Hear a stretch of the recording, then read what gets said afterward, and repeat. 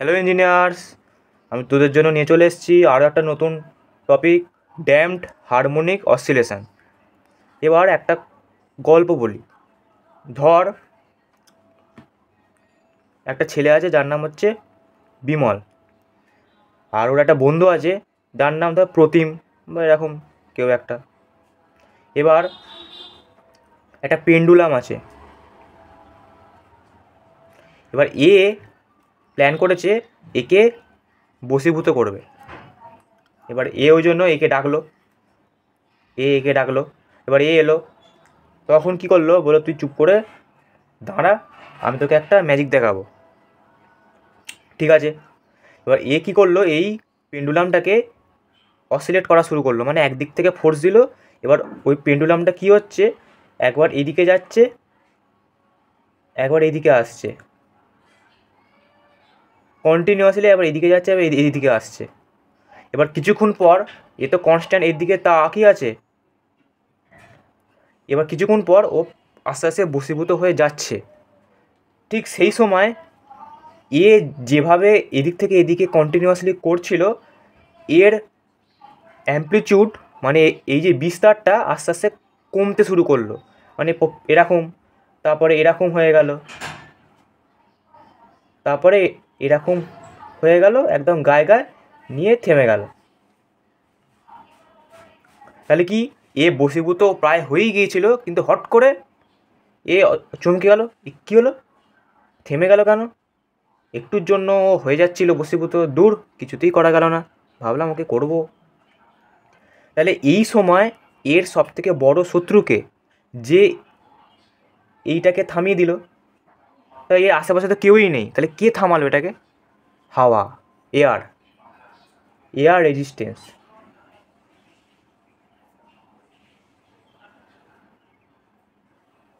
এ পায়ে ঢুলছে ঢুলছে, মানে বশীভূত হয়ে গেলে যেমন হয়, নিয়ে হট করে থেমে গেল, কিছুই হলো না, আবার জেগে গেল।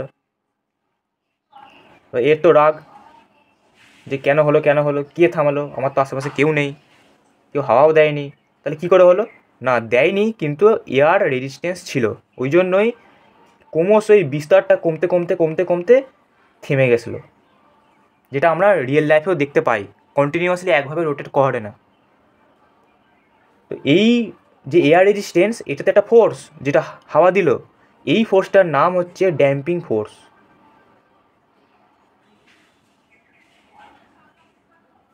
তাহলে আমরা সিম্পল হারমোনিক মোশনে কী পড়েছিলাম, যে এই যে পেন্ডুলামটা কন্টিনিউয়াস এদিক ওদিক করছে, এটা করছে কেন? রিস্টোরিং ফোর্সের জন্য।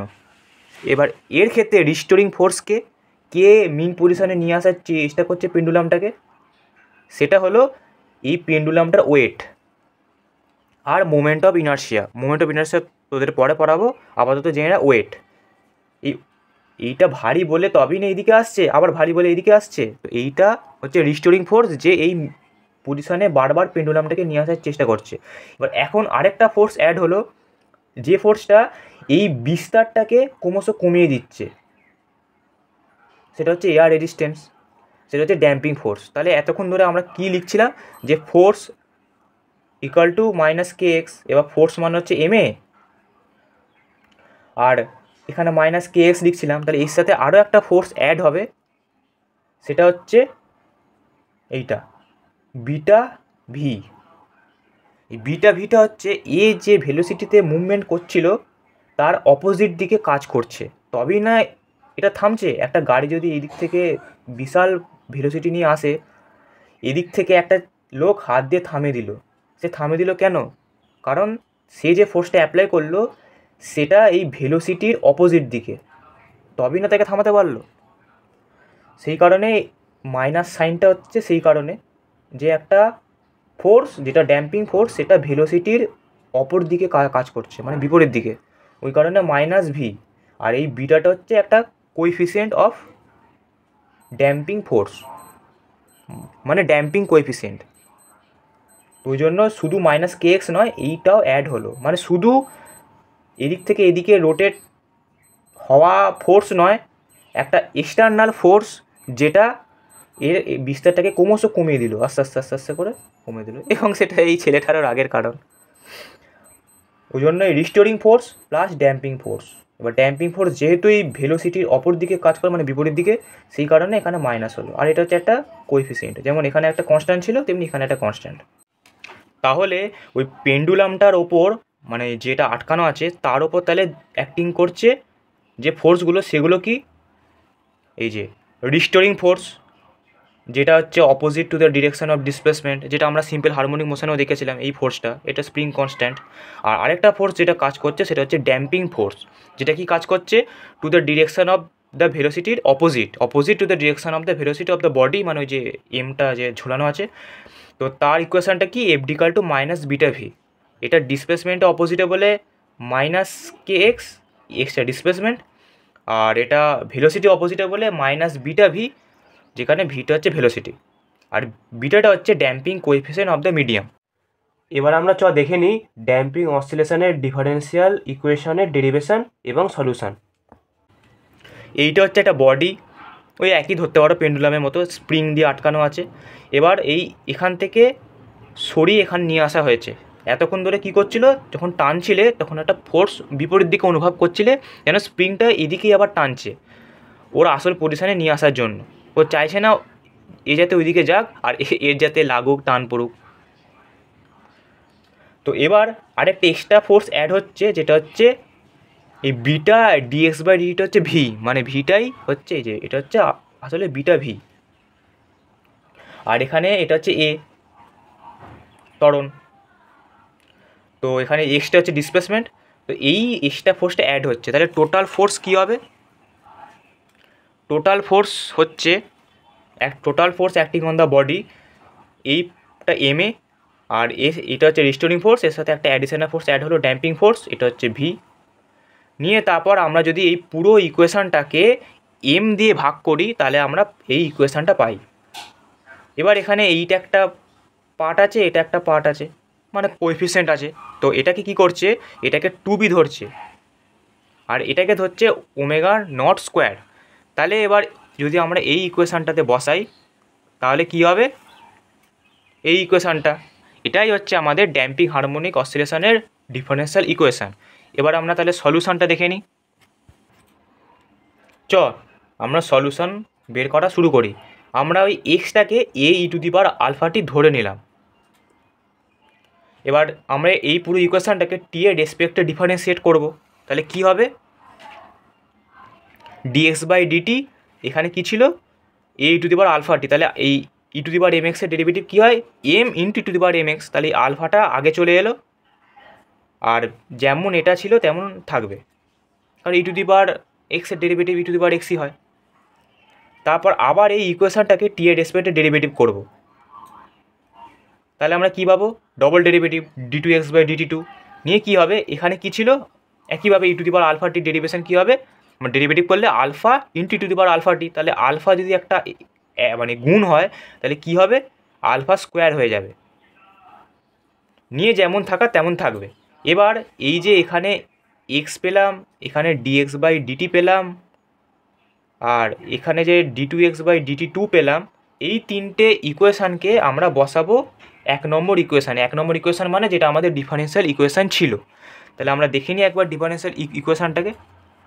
সেইটা হচ্ছে আমাদের এইটা, এই যে ইকুয়েশানটা আছে এইখানে আমরা এই D two X by DT two ভ্যালুটা, ডিএক্স বাই ডিটি ভ্যালুটা আর এক্সের ভ্যালুটা বসাবো। সেটা কোন কোনগুলো দেখালাম, এটা এক্স, এটা ডিএক্স বাই ডিটি, এটা D two X by DT two বসালাম। এবার বসালে কি হয়, আমরা দেখে দেখে যদি বসাই তাহলে যেটা দেখতে পাবো সেটা দেখে নিই। দেখো আমরা দেখে দেখে বসালাম, D two X by DT two value পেয়েছিলাম এটা, তারপর টু বি ইন্টু আমরা ডিএক্স বাই ডিটি ভ্যালু পেয়েছিলাম এইটা, ওমেগা নট স্কোয়ার বসালাম, তারপর এক্সের ভ্যালু কি ধরেছিলাম, এ টু দি পাওয়ার আলফা টি বসালাম। এবার এই সবগুলো থেকে আমাদের কমন কি যাচ্ছে, এ e to the power alpha t. তাহলে এ e to the power alpha t common নিয়ে নিলাম, নিয়ে আমাদের কি থাকবে, alpha square plus two b alpha plus omega not square equal to 0। তাহলে আমরা এটাকে কি লিখতে পারি, যেটা হচ্ছে alpha square plus two b alpha plus omega not square equal to 0।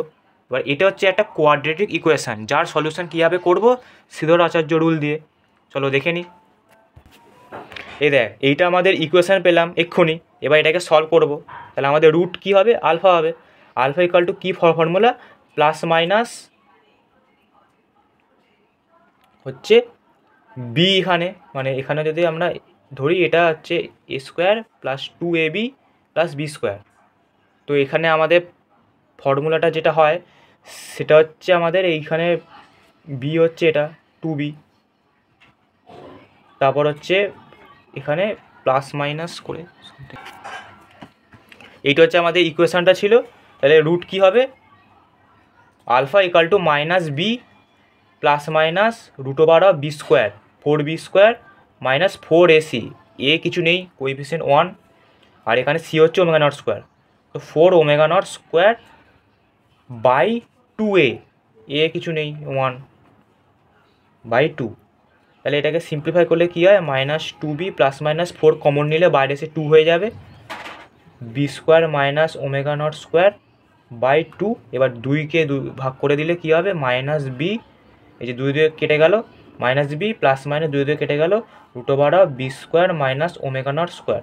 তাহলে এখানে আমরা কি দেখছি যে দুটো ভ্যালু প্লাস হতে পারে মাইনাস হতে পারে। তাহলে আলফা 1 কী হবে?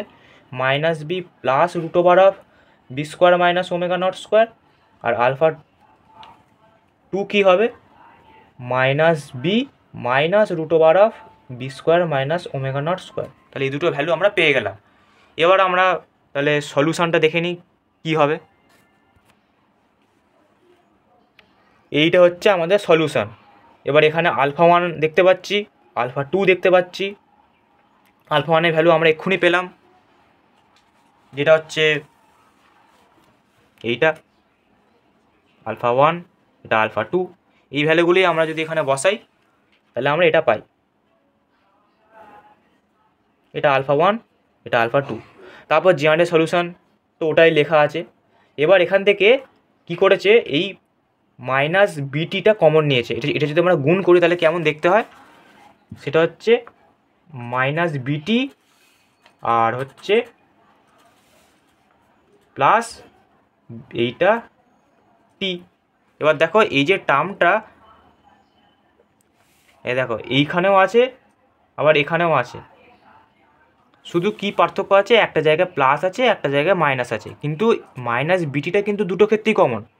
তাহলে এই e to the power minus বিটিটা যদি কমন নিয়ে নিই, ই টু দি পাওয়ার মাইনাস বিটিটা যদি কমন নিয়ে নিই, তাহলে যে টার্মটা পড়ে থাকে সেটা আমরা এখানে দেখতে পাচ্ছি।